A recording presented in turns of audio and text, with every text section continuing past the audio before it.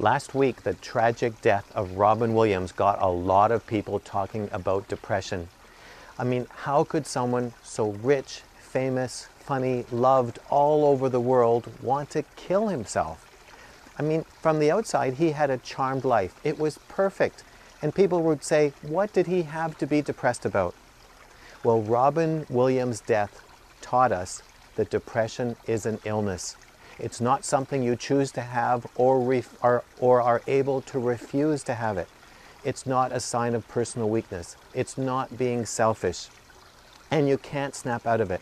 Robin Williams died because of an illness. And depression is incredibly common. 10 to 15% of the population has depression, but 80% of the people with it don't even realize they have it, so they're undiagnosed and untreated. And yes, it does happen to Christians. And in fact, my experience in my mood disorder clinic is that Christians actually suffer from depression with more pain than the non-Christians do, because depression really clobbers you spiritually. It makes it hard to read the Bible, makes it hard to pray, hard to worship, and hard to attend services. And those are the 4 key ingredients of our devotional life. So depression can wipe you out spiritually and make you feel that God's abandoned you. It can really drive a wedge between you and God.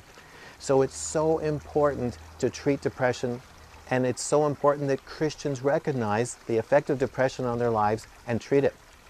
And if you've ever been to my seminars, you know that I teach people how to diagnose themselves, because the earlier you diagnose it, the earlier you start treatment, the better is the recovery. And so here are the key symptoms to look for. Can you shut your mind off? Is the traffic of your thoughts unstoppable? Does your mind just keep rolling and rolling and rolling and you can't steer your thoughts? And of the thoughts that you can't shut off, are they often very down, sad, negative, worry, or hopeless? And that goes on continuously for days, weeks, months, or even years. Or do you have mood swings where occasionally the thoughts you can't shut off switch from negative to feeling very pumped, driven, energized, can't slow down? It's the feeling of go, go, go, go, go. You don't have to be happy, you have to be driven.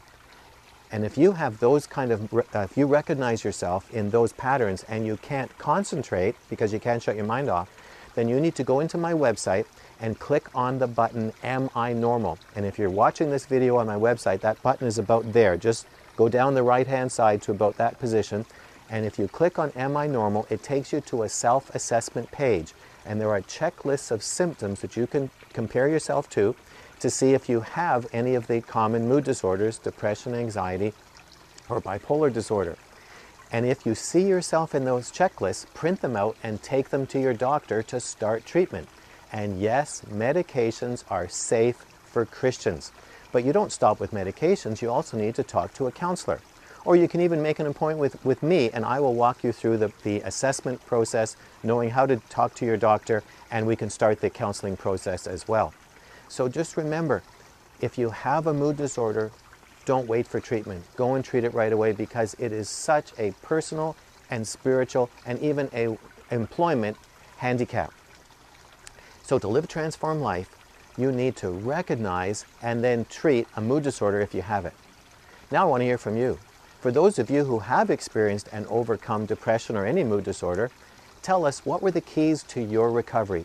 Just leave your testimony in the box below, because we want to hear about your success.